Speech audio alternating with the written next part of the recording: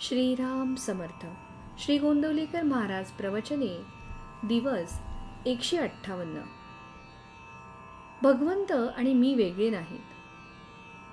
समुद्राचा फेस खरा आहे असे वाटले तरी त्याच्या खाली पाणीच असते.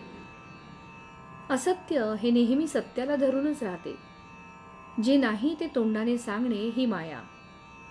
तिला आपण खरे मानतो. मायेला असत्य मानले की ब्रह्माला सत्यत्व येते.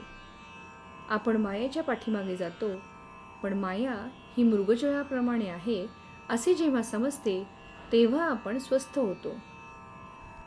जन्माच्या वेळेस सोहम म्हणत होता, नंतर कोहम म्हणू लागला आणि शेवटी देहच मी म्हणू लागला.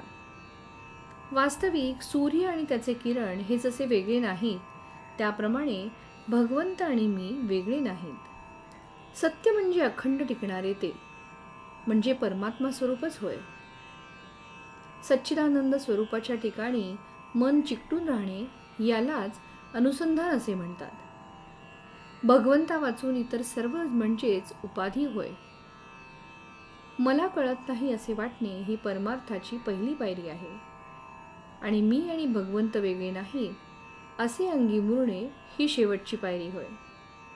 जे जे घडते त्याचा कर्ता परमात्मा आहे, मी फक्त कर्तव्यापुरता आहे असे वाटणे यालाच निष्काम कर्म असे म्हणतात. आणि आले तर भोगले, गेले तर सोडले हे सहज कर्म होय.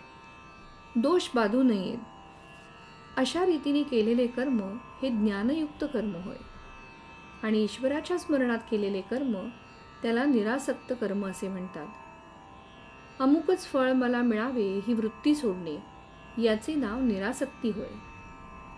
विषयाची विरक्ती झाली की त्याला ज्ञान झाले असे म्हणतात. थोडक्यात म्हणजे जे कर्म बंधनाला कारण होते ते अज्ञान आणि जे मोक्षाला कारण होते ते ज्ञान असे समजावे. कर्ममार्ग, उपासना मार्ग, नवविधा भक्ती इत्यादी सर्वांनी गाठण्याचे ध्येय एकच असते.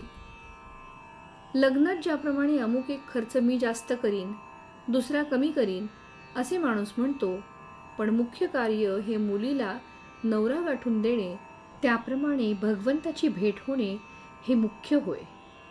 आपली देहबुद्धी संतांच्या संगतीच्या आड येऊ देऊ नये. भगवंताच्या स्वरूप दर्शनाच्या आड माझ्या देहबुद्धीचा पर्वत येतो.